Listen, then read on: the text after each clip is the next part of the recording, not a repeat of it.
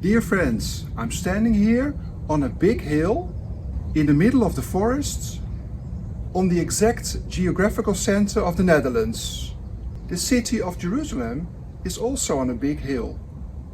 Jerusalem, the center of the world.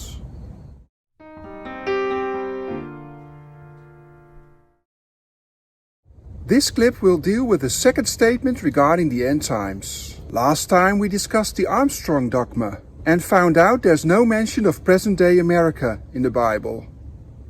Nor is Russia mentioned as playing the most important role, at least where the former Soviet Union is concerned.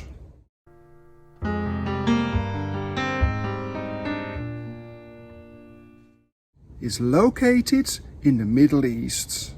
Talking about that region, I will now address another statement. It's all about the Palestinian-Israeli conflict in the end times. If we discuss this conflict, we should be more specific. It's all about the Hamas-IDF conflict in the end times.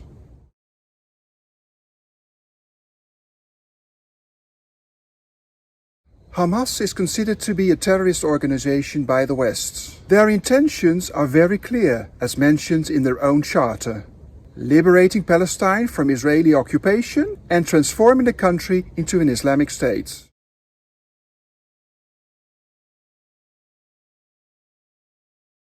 IDF is short for Israel Defense Forces, so the Israeli army.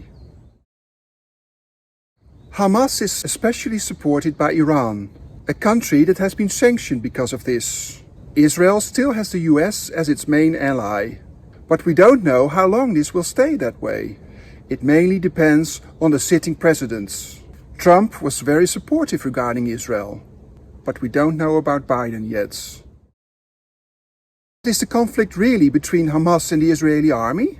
Is Hamas strong enough to make it very difficult for God's people? Well, I don't think so, even with the ongoing support of, for example, Iran. There will, however, come a power that will drive God's people, and that's what they still are, into the final corner.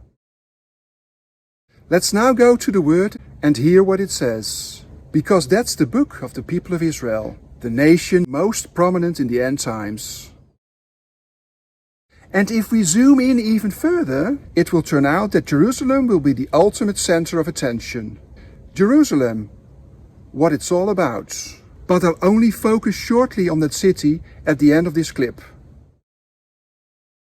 Let's go to the book of Ezekiel, chapters 38 and 39.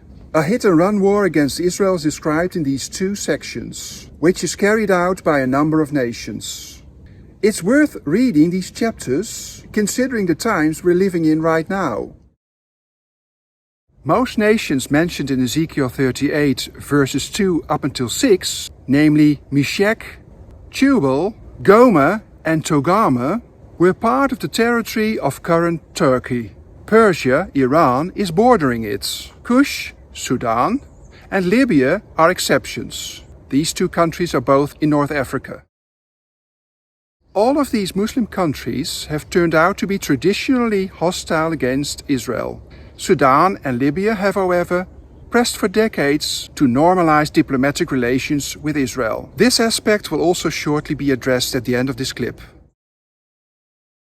Totally unobserved by the West, Turkish leaders are working their way to their goal. The goal that Turkey will be a country that soon needs to be taken seriously, that can no longer be overlooked. Turkish President Erdogan is even thinking about a possible reinstatement of the former Ottoman Empire.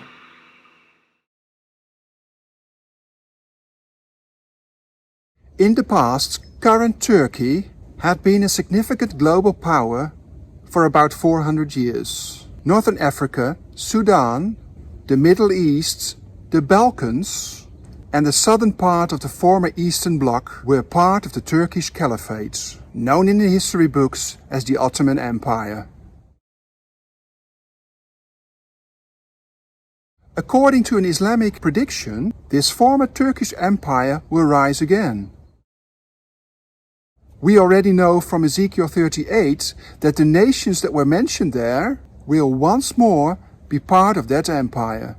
This means that Israel will be surrounded for the last time. The second part of the prediction is also important. The empire will fight and overcome Israel.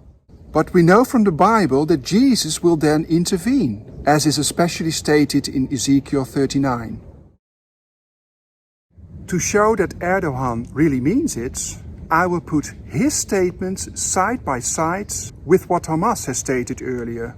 What did it say again in the charter? Transform Palestine into an Islamic state. What did Erdogan say in the recent statements? I'm dreaming of an Islamic state, and I'll only be satisfied when I see the flag of Islam waving in Jerusalem.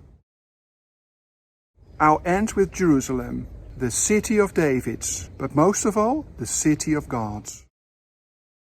There will be a period of false peace during the end times. We have already found out that countries like Sudan and Libya are looking for closer links with Israel. More countries in the Middle East will follow. But as I said a few moments ago, this will only lead to false peace. Because then the enemies of Israel will advance to Jerusalem. But more about that next time.